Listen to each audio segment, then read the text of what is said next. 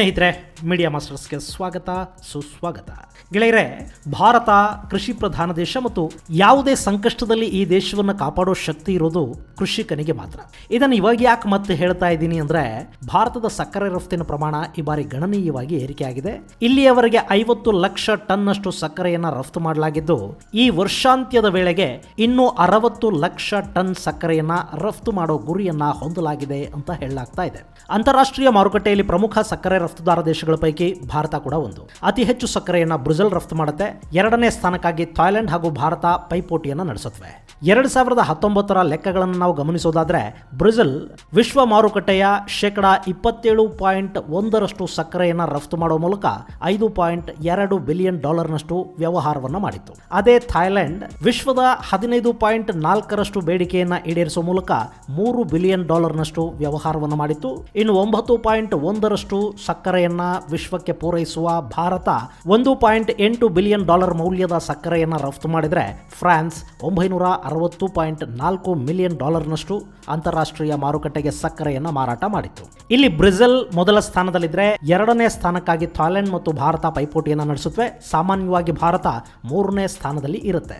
ಆದರೆ 2020ರ ನಂತರ ಭಾರತ 2ನೇ ಸ್ಥಾನವನ್ನ ಅಲಂಕರಿಸುವತ್ತ ದಾಪುಗಾಲನ್ನ ಹಾಕ್ತಾ ಇದೆ. ಪರಿಸ್ಥಿತಿ ಹೀಗೆ ಮುಂದುವರೆದರೆ ಭಾರತ ವಿಶ್ವದ ಅತಿದೊಡ್ಡ ಸಕ್ಕರೆ ರಫ್ತುದಾರ ದೇಶವಾಗಿ ಕೂಡ ಹೊರಹೊಮ್ಮಿದ್ರೆ ಆಶ್ಚರ್ಯ ಪಡಬೇಕಾಗಿಲ್ಲ. ಆದರೆ ಅದಕ್ಕೆ ಸರಿಯಾದ ಪ್ರೋತ್ಸಾಹ ಹಾಗೂ ರೈತರ ಬಗ್ಗೆ ಸಕ್ಕರೆ ಕಾರ್ಖಾನೆಗಳಿಗೆ ಕಾಳಜಿ ಕೂಡ ಬೇಕಾಗುತ್ತೆ.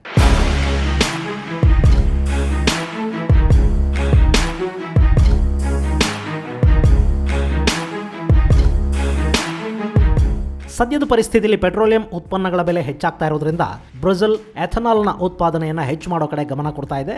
ಜೈವಿಕ ಇಂಧನ ಬಳಕೆಯ ಮೂಲಕ ಪೆಟ್ರೋಲಿಯಂ ಮೇಲಿನ ಅತಿ ಹೆಚ್ಚು ಅವಲಂಬನೆಯನ್ನು ಕಡಿಮೆ ಮಾಡ್ಕೋಬೇಕು ಮತ್ತು ಆರ್ಥಿಕತೆಯ ಮೇಲಿನ ಭಾರವನ್ನು ಕೂಡ ಇಳಿಸ್ಕೋಬೇಕು ಅನ್ನೋ ನಿಟ್ಟಲ್ಲಿ ಪ್ರಯತ್ನವನ್ನು ಆರಂಭ ಮಾಡಿರೋ ಬ್ರೆಜಿಲ್ ತನ್ನ ಆಸಕ್ತಿಯನ್ನ ಎಥನಾಲ್ ಕಡೆಗೆ ಹೆಚ್ಚು ಮಾಡಿರೋದ್ರಿಂದ ಸಕ್ಕರೆಯ ಉತ್ಪಾದನೆ ಅಲ್ಲಿ ಕಡಿಮೆ ಆಗಿದೆ. ವಿಶ್ವದ ಮಾರುಕಟ್ಟೆಗೆ ಬ್ರೆಜಿಲ್ ಸರಬರಾಜು ಮಾಡ್ತಾ ಇದ್ದ ಸಕ್ಕರೆಯಲ್ಲಿ 19.6% ಕಡಿತ ಉಂಟಾಗಿದೆ. ಇನ್ನು ಮತ್ತೊಂದು ಅತಿದೊಡ್ಡ ಸಕ್ಕರೆ ರಫ್ತು ದೇಶ ಅನ್ನಿಸ್ಕೊಂಡಿದ್ದ ಥಾಯ್ಲೆಂಡ್ನಲ್ಲಿ ಬರ ಉಂಟಾಗಿರೋದ್ರಿಂದ ಅಲ್ಲಿ ಕಬ್ಬಿನ ಬೆಳೆ ಕಡಿಮೆ ಆಗಿದೆ. ಹೀಗಾಗಿ ಅಲ್ಲಿಂದ ನಿಗದಿತ ಪ್ರಮಾಣದಲ್ಲಿ ಸಕ್ಕರೆ ಅಂತಾರಾಷ್ಟ್ರೀಯ ಮಾರುಕಟ್ಟೆಗೆ ಬರ್ತಾ ಇಲ್ಲ. ಇನ್ನು ಫ್ರಾನ್ಸ್ ಕೂಡ 30% ಉತ್ಪಾದನೆಯನ್ನು ಕಡಿಮೆ ಮಾಡಿದೆ. ಇದೆಲ್ಲದರ ಲಾಭ ಆಗ್ತಾ ಇರೋದು ಭಾರತಕ್ಕೆ. ಹೀಗಾಗಿ ಭಾರತದ ರಫ್ತು ಪ್ರಮಾಣ 80% ಹೆಚ್ಚಾಗ್ತಾ ಇದೆ. ಈ ವರ್ಷಾಂತ್ಯದ ವೇಳೆಗೆ 6 ಮಿಲಿಯನ್ ಅಂದ್ರೆ 60 ಲಕ್ಷ ಟನ್ನಷ್ಟು ಸಕ್ಕರೆಯನ್ನು ಭಾರತ ರಫ್ತು ಮಾಡಲಿದ್ದು, ಇಂಡೋನೇಷ್ಯಾ, ಆಫ್ಘನಿಸ್ತಾನ ಮತ್ತು ಶ್ರೀಲಂಕಾಗಳು ಭಾರತದ ಸಕ್ಕರೆಯ ಅತಿದೊಡ್ಡ ಖರೀದಿದಾರ ರಾಷ್ಟ್ರಗಳಾಗ್ತಾ ಇವೆ. ಇಲ್ಲಿ ಸಕ್ಕರೆ ರಫ್ತನ್ನ ಹೆಚ್ಚು ಮಾಡೋ ತೀರ್ಮಾನ ತುಂಬಾನೇ ಸಂತೋಷ ಕೊಡುತ್ತೆ. ಆದ್ರೆ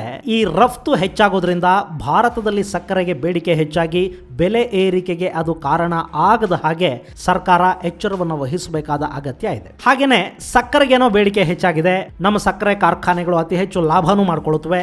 ಇದನ್ನು ಗಮನದಲ್ಲಿಟ್ಟುಕೊಂಡು ಸಕ್ಕರೆ ಕಾರ್ಖಾನೆಗಳಿಂದ ರೈತರಿಗೆ ಬರಬೇಕಾಗಿರೋ ಬಾಕಿ ಹಣವನ್ನು ಕೊಡಿಸೋ ಬಗ್ಗೆ ಹಾಗೂ ಕಬ್ಬಿನ ಬೆಲೆ ಏರಿಕೆಗೆ ಸಂಬಂಧಪಟ್ಟ ಹಾಗೆ ರೈತರ ಬಹುದಿನಗಳ ಬೇಡಿಕೆಯನ್ನು ಈಡೇರಿಸುವ ಕಡೆ ಕೂಡ ಸಂಬಂಧಪಟ್ಟವರು ಗಮನ ಹರಿಸಬೇಕು. ರೈತರು ಸುಖವಾಗಿದ್ರೆ ಮಾತ್ರ ಈ ದೇಶ ಸುಖವಾಗಿರೋದಕ್ಕೆ ಸಾಧ್ಯ.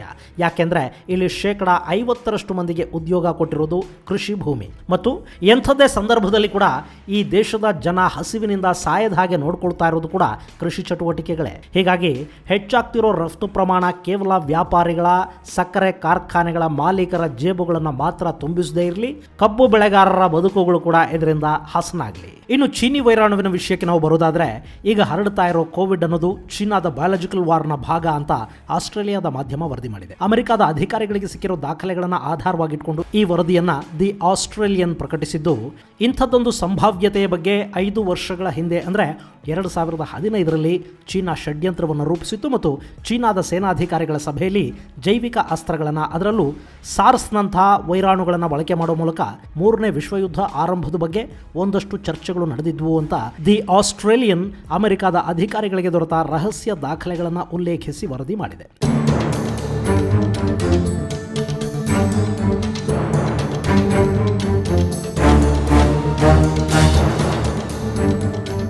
ಸ್ನೇಹಿತರೆ, ಜೈವಿಕ ಯುದ್ಧ ಅನ್ನೋದು ವಿಶ್ವಕ್ಕೆ ಹೊಸತೇನಲ್ಲ. ಈ ಹಿಂದೆ ಕೂಡ ಸಾಕಷ್ಟು ಯುದ್ಧಗಳಲ್ಲಿ ಬ್ಯಾಕ್ಟೀರಿಯಾ, ವೈರಸ್ಗಳನ್ನು ಬಳಕೆ ಮಾಡೋದು, ಕುಡಿಯುವ ನೀರಿನ ಮೂಲಗಳನ್ನು ವಿಷಯುಕ್ತಗೊಳಿಸೋದು ಇದೆಲ್ಲ ನಡೀತಲೇ ಇತ್ತು. ಕಳೆದ ವರ್ಷ ಫೆಬ್ರವರಿಲಿ ಈ ಬಗ್ಗೆ ಒಂದು ವಿಡಿಯೋ ಕೂಡ ಮಾಡಿದ್ದೆ. ವಿಶ್ವದಲ್ಲಿ ಈ ಹಿಂದೆ ಜೈವಿಕ ಅಸ್ತ್ರಗಳನ್ನು ಬಳಸಿ ಅಂದ್ರೆ ಬ್ಯಾಕ್ಟೀರಿಯಾ ಹರಡುವ ಹಾಗೆ ಮಾಡಿ ಶತ್ರುಗಳನ್ನು ರೋಗಗ್ರಸ್ತರನ್ನಾಗಿಸಿ ಮಾಡ್ತಾ ಇದ್ದ ಯುದ್ಧಗಳ ಕುರಿತು ಒಂದಷ್ಟು ಮಾಹಿತಿಯನ್ನು ಕೊಟ್ಟಿದ್ದೆ. ಅದರ ಲಿಂಕ್ ಅನ್ನ ನಿಮಗೆ ಡಿಸ್ಕ್ರಿಪ್ಷನ್ ಬಾಕ್ಸ್ ಅಲ್ಲಿ ಕೊಡ್ತಾ ಇದ್ದೀನಿ, ನೀವು ಅದನ್ನು ಕೂಡ ನೋಡಬಹುದು. ಇನ್ನು ಈ ಬಾರಿ ಚೀನಾ ನಿಜವಾಗ್ಲೂ ಜೈವಿಕ ಯುದ್ಧದ ಭಾಗವಾಗಿನೇ ಈ ವೈರಾಣು ಹರಡೋ ಹಾಗೆ ಮಾಡಿದ್ಯಾ ಇಲ್ಲ ಅಂತ ಖಚಿತವಾಗಿ ಹೇಳೋದಕ್ಕೆ ಸಾಧ್ಯ ಇಲ್ಲ. ಯಾಕೆಂದ್ರೆ ದಿ ಆಸ್ಟ್ರೇಲಿಯನ್ ವರದಿಗೆ ಬಳಕೆ ಮಾಡಿಕೊಂಡಿರುವ ದಾಖಲೆಗಳ ಸತ್ಯಾಸತ್ಯತೆ ಬಗ್ಗೆ ಕೂಡ ಪರೀಕ್ಷೆಗಳು ನಡೆದಿವೆ. ರಾಬರ್ಟ್ ಪ್ಯಾಟರ್ ಅನ್ನೋ ಡಿಜಿಟಲ್ ಫೋರೆನ್ಸಿಕ್ ಎಕ್ಸ್ಪರ್ಟ್ ಈ ದಾಖಲೆಗಳು ಚೀನಿ ಕಂಪ್ಯೂಟರ್ನಿಂದಲೇ ಹೊರಬಂದಿವೆ ಅನ್ನೋದನ್ನ ಖಚಿತಪಡಿಸಿ ಹೇಳಿದ್ದಾರೆ. ಇನ್ನು ಎರಡನೆಯದ್ದು, ಜೈವಿಕ ಯುದ್ಧ ಸಾಂಪ್ರದಾಯಿಕ ಯುದ್ಧಕ್ಕಿಂತ ಅತ್ಯಂತ ಸುಲಭವಾಗಿ ಮಾಡಿ ಮುಗಿಸಬಹುದಾದಂಥ ಯುದ್ಧ. ಅದಕ್ಕೆ ಹೆಚ್ಚು ಖರ್ಚಾಗೋದಿಲ್ಲ, ಹೆಚ್ಚು ಜನ ಬೇಕಾಗೋದಿಲ್ಲ. ಯಾರು ಈ ಯುದ್ಧವನ್ನು ಆರಂಭ ಮಾಡ್ತಾರೋ ಅಲ್ಲಿ ಹೆಚ್ಚು ಸಾವು ನೋವುಗಳಾಗೋದಿಲ್ಲ. ಇನ್ನು ಇದು ಜೈವಿಕ ಯುದ್ಧ ಅನ್ನೋದಾಗಲಿ ಅಥವಾ ಶತ್ರುಗಳ ದಾಳಿ ಅನ್ನೋದಾಗಲಿ ಗೊತ್ತಾಗೋದೂ ಇಲ್ಲ. ವೈರಾಣು, ಬ್ಯಾಕ್ಟೀರಿಯಾ, ಫಂಗಸ್ ಮುಂತಾದವುಗಳನ್ನು ಬಳಸೋ ಮೂಲಕ ಒಂದು ದೇಶದ ಆರೋಗ್ಯ ವ್ಯವಸ್ಥೆಯನ್ನು ಹಾಳು ಮಾಡಬಹುದು. ಆ ದೇಶದ ಆರ್ಥಿಕತೆಯ ಮೇಲೆ, ಜನಜೀವನದ ಮೇಲೆ ಪೆಟ್ಟು ಕೊಡಬಹುದು. ಅಲ್ಲಿ ರಾಜಕೀಯ ಅಲ್ಲಕಲ್ಲೋಲಗಳನ್ನು ಸೃಷ್ಟಿ ಮಾಡಬಹುದು. ಸರ್ಕಾರಗಳ ಬಗ್ಗೆ ಜನರಲ್ಲಿ ಅಸಮಾಧಾನ ಬೆಳೆಯೋ ಹಾಗೆ ಮಾಡಬಹುದು. ಜನ ಸಿಟ್ಟಿಗೆದ್ದು ಅವರದ್ದೇ ದೇಶದ ವಿರುದ್ಧ ದಂಗೆ ಏಳೋ ಪರಿಸ್ಥಿತಿಯನ್ನು ಸೃಷ್ಟಿ ಮಾಡಬಹುದು. ಭಾರತ ಅಥವಾ ಇನ್ಯಾವುದೇ ಪ್ರಜಾತಂತ್ರ ದೇಶದಲ್ಲಿ ಇಂಥವುಗಳನ್ನು ಮಾಡೋದು ಇನ್ನೂ ಸುಲಭ. ಯಾಕೆಂದರೆ ಅಲ್ಲಿ ಮಾತನಾಡುವ ಬಾಯಿಗಳು ಹೆಚ್ಚಿರುತ್ತವೆ. ಅಲ್ಲಿ ಯಾರು ಬೇಕಾದರೂ ಖರೀದಿ ಮಾಡೋದು ಸುಲಭ ಆಗುತ್ತೆ. ಹೀಗಾಗಿ ಚೀನಾ ಇಂಥದ್ದೊಂದು ಜೈವಿಕ ಆಯುಧವನ್ನು ಭಾರತ ಸೇರಿದ ಹಾಗೆ ವಿಶ್ವದ ವಿರುದ್ಧ ಬಳಕೆ ಮಾಡಿದೆಯಾ? ಅಮೆರಿಕಾದ ಅನುಮಾನಗಳನ್ನು ಆಸ್ಟ್ರೇಲಿಯಾದ ಮಾಧ್ಯಮ ವರದಿ ಮಾಡಿದೆ. ಮತ್ತು ಈ ಬಗ್ಗೆ 2 ದಿನಗಳ ಹಿಂದೆ ಬ್ರೆಜಿಲ್ ಕೂಡ ತನ್ನ ಅನುಮಾನವನ್ನು ವ್ಯಕ್ತಪಡಿಸಿತ್ತು. ಇನ್ನು ಕಳೆದ ವರ್ಷ ಕೂಡ ಇದು ಚೀನಾ ಉದ್ದೇಶಪೂರ್ವಕವಾಗಿ ಮಾಡಿದ ಜೈವಿಕ ಯುದ್ಧ ಅನ್ನೋದನ್ನ ಆಸ್ಟ್ರೇಲಿಯಾ ಪದೇ ಪದೇ ಹೇಳಿತ್ತು ಮತ್ತು ಈ ಬಗ್ಗೆ ಒಂದು ತನಿಖೆಗೆ ಆಸ್ಟ್ರೇಲಿಯಾ ಒತ್ತಾಯ ಕೂಡ ಮಾಡಿತ್ತು. ಇನ್ನು ಇದೆಲ್ಲದಕ್ಕೂ ಪುಷ್ಟಿ ಕೊಡೋ ಹಾಗೆ ಕಳೆದ ಬಾರಿ ವುಹಾನ್ನಲ್ಲಿ ವೈರಾಣು ಕಾಣಿಸಿಕೊಳ್ಳೋ ಹೊತ್ತಿಗೆ ಚೀನಾ ಅಂತಾರಾಷ್ಟ್ರೀಯ ಮಾಧ್ಯಮಗಳಲ್ಲಿ ತನಗೆ ಬೇಕಾದ ಎಲ್ಲ ವ್ಯವಸ್ಥೆಯನ್ನು ಮಾಡಿಕೊಂಡಿತ್ತು ಅನ್ನೋ ವರದಿಗಳು ಕೂಡ ಕೇಳಿ ಬರ್ತಾ ಇವೆ. ಬೀಜಿಂಗ್ ಮೂಲದ ಮೆಲ್ಬೋರ್ನ್ ವಿಶ್ವವಿದ್ಯಾಲಯದ ಪ್ರೊಫೆಸರ್ ಲುಸಾ ಲಿಮ್ ಪ್ರಕಾರ ಹಾಗೂ ಇನ್ನಷ್ಟು ಅಂತಾರಾಷ್ಟ್ರೀಯ ಮಾಧ್ಯಮಗಳ ವರದಿಯ ಪ್ರಕಾರ ಚೀನಾ 2019 ವೇಳೆಗೆ ಅಂತಾರಾಷ್ಟ್ರೀಯ ಮಾಧ್ಯಮಗಳಲ್ಲಿ ಹೂಡಿಕೆ ಮಾಡೋ ಮೂಲಕ ಮಾಧ್ಯಮಗಳಲ್ಲಿ ತನ್ನ ಪ್ರಭಾವವನ್ನು ಬೆಳೆಸಿಕೊಳ್ಳೋದಕ್ಕೆ ಆರಂಭ ಮಾಡಿತು. ವಿಶ್ವದ ಸುಮಾರು 50ಕ್ಕೂ ಹೆಚ್ಚಿನ ದೇಶಗಳಲ್ಲಿನ ಮಾಧ್ಯಮ ಸಂಸ್ಥೆಗಳಲ್ಲಿ ಚೀನಾ ಹೂಡಿಕೆ ಮಾಡಿತು. ಇನ್ನಷ್ಟು ಪ್ರಭಾವಿ ಮಾಧ್ಯಮ ಸಂಸ್ಥೆಗಳ ನ್ಯೂಸ್ ರೂಮ್ ಆಧುನೀಕರಣಕ್ಕೆ ಚೀನಾ ಹಣಕಾಸಿನ ನೆರವನ್ನು ನೀಡಿತು. ಆ ಮೂಲಕ ಮಾಧ್ಯಮಗಳ ಮೇಲೆ ಚೀನಾ ಪ್ರಭಾವ ಬೀರಿದ್ದಷ್ಟೇ ಅಲ್ಲದೆ ಚೀನಾದ ಪ್ರಪಗಂಡ ಹೆಚ್ಚಿನ ಪ್ರಮಾಣದಲ್ಲಿ ಪ್ರಸಾರವಾಗುವ ಹಾಗೆ ನೋಡಿಕೊಳ್ತು ಅಂತ ಲೂಸಾ ಲಿಮ್ ಹೇಳ್ತಾ ಇದ್ದಾರೆ.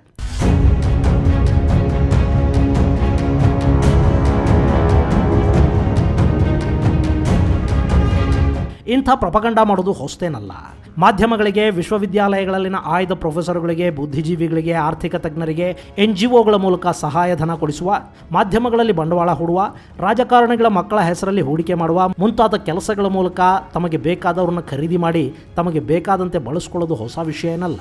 ಸಾಕಷ್ಟು ದೇಶಗಳಲ್ಲಿ ಇಂಥ ಕೆಲಸವನ್ನು ಮಾಡೋ ಸಾಕಷ್ಟು ಅಂತಾರಾಷ್ಟ್ರೀಯ ಸಂಘಟನೆಗಳು ಪ್ರಕೃತಿಯ ರಕ್ಷಣೆ ಹೆಸರಲ್ಲಿ, ಪ್ರಾಣಿ ರಕ್ಷಣೆಯ ಹೆಸರಲ್ಲಿ, ಮಾನವ ಹಕ್ಕುಗಳ ಹೆಸರಲ್ಲಿ ಕೆಲಸ ಮಾಡುತ್ತವೆ.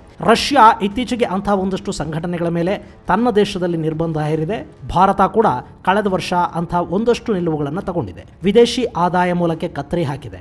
ಅದು ಬೇರೆ ವಿಷಯ. ಈಗ ವಿಶ್ವದ 50ಕ್ಕೂ ಹೆಚ್ಚು ದೇಶಗಳ ಮಾಧ್ಯಮಗಳ ಮೇಲೆ ಚೀನಾ ಪ್ರಭಾವ ಬೀರಿದೆ ಅನ್ನೋದು ಚರ್ಚೆಯ ವಿಷಯವಾಗಿ ಮಾರ್ಪಟ್ಟಿದೆ. ಈ ಮಾಧ್ಯಮಗಳು ಚೀನಾದ ಪರ ಸುದ್ದಿ ಮಾಡುತ್ತವೆ ಅಂತಲ್ಲ, ಬದಲಿಗೆ ಚೀನಾ ಬಯಸುವ ಹಾಗೆ ಸುದ್ದಿ ಮಾಡುತ್ತವೆ. ಅಂಥದ್ದೊಂದು ಷಡ್ಯಂತ್ರ ರಚನೆಯಾದ ಬಗ್ಗೆ ಲುಸಾಲಿಮ್ ಲೇಖನವನ್ನು ಆಧರಿಸಿ ಅಂತಾರಾಷ್ಟ್ರೀಯ ಮಾಧ್ಯಮಗಳು ವರದಿಯನ್ನು ಮಾಡ್ತಾ ಇವೆ.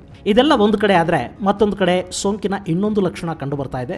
ಸೋಂಕಿತರು, ಅದರಲ್ಲೂ ವಿಶೇಷವಾಗಿ ಡಯಾಬಿಟಿಸ್ನಿಂದ ನರಳುತ್ತಾ ಇದ್ದರೆ ಯಾವುದೇ ಕಾರಣಕ್ಕೂ ಸೋಂಕು ತಗಲದ ಹಾಗೆ ಎಚ್ಚರ ವಹಿಸಿ. ಯಾಕೆಂದರೆ ಸೋಂಕಿನ ಚಿಕಿತ್ಸೆಯ ಭಾಗವಾಗಿ ಕೊಡಲಾಗ್ತಾ ಇರೋ ಸ್ಟೆರಾಯ್ಡ್ಸ್ ಮ್ಯೂಕರ್ ಮೈಕೋಸಿಸ್ಗೆ ಕಾರಣ ಆಗ್ತಾ ಇವೆ.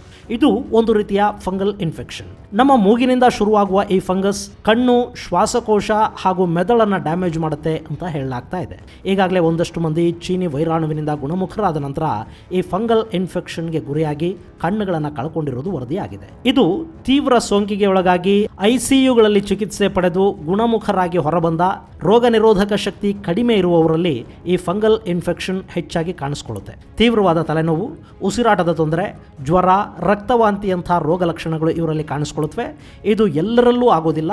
ICUಗಳಲ್ಲಿ ಚಿಕಿತ್ಸೆ ಪಡೆದು ಬಂದವರು, ಡಯಾಬಿಟಿಸ್ನಿಂದ ನರಳುತ್ತಾ ಇರೋರು, ರೋಗ ನಿರೋಧಕ ಶಕ್ತಿಯ ಕೊರತೆ ಇರುವವರಲ್ಲಿ ಈ ಸಮಸ್ಯೆ ಕಾಣಿಸಿಕೊಳ್ಳುತ್ತೆ. ಅದಕ್ಕೆ ಕಾರಣ ಚಿಕಿತ್ಸೆಯ ಭಾಗವಾಗಿ ಕೊಡುವ ಸ್ಟೆರಾಯ್ಡುಗಳು ರೋಗ ನಿರೋಧಕ ಶಕ್ತಿಯನ್ನು ಕಡಿಮೆ ಮಾಡೋದು. ಇನ್ನು ಈ ಸಮಸ್ಯೆಗೆ ಚಿಕಿತ್ಸೆ ಕೂಡ ಇದೆ. ಸದ್ಯಕ್ಕೆ LAMB ಹೆಸರಿನ ಮಾತ್ರೆಗಳನ್ನು ಇದಕ್ಕೆ ಬಳಸಲಾಗ್ತಾ ಇದೆ.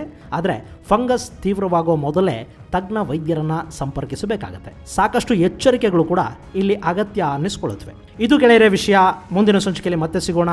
ಅಲ್ಲಿವರೆಗೆ ಧೈರ್ಯವಾಗಿರಿ, ಜವಾಬ್ದಾರಿಯಿಂದ ಇರಿ, ಅನಗತ್ಯವಾಗಿ ಹೊರಗೆ ಬರೋದಕ್ಕೆ ಹೋಗಬೇಡಿ, ವೈರಾಣುವನ್ನು ಮನೆಯವರೆಗೆ ಯಾವುದೇ ಕಾರಣಕ್ಕೂ ಬಿಟ್ಕೋಬೇಡಿ. ಅಕಸ್ಮಾತ್ ಸಮಸ್ಯೆಗೆ ಈಡಾಗಿದ್ದರೂ ಕೂಡ ಹೆದರಬೇಕಾದ ಅಗತ್ಯ ಇಲ್ಲ. ಧೈರ್ಯವಾಗಿ ಚಿಕಿತ್ಸೆಯನ್ನು ಪಡ್ಕೊಳ್ಳಿ. ಯಾವುದೇ ಕಾರಣಕ್ಕೂ ನಿಮ್ಮ ಆತ್ಮವಿಶ್ವಾಸವನ್ನು ಕಳ್ಕೊಳ್ಳೋದಕ್ಕೆ ಹೋಗಬೇಡಿ, ಎಚ್ಚರ ತಪ್ಪಬೇಡಿ. ಮುಂದಿನ ಸಂಚಿಕೆಯಲ್ಲಿ ಮತ್ತೆ ಸಿಗೋಣ. ಅಲ್ಲಿವರೆಗೆ ಜೈ ಹಿಂದ್, ಜೈ ಕರ್ನಾಟಕ.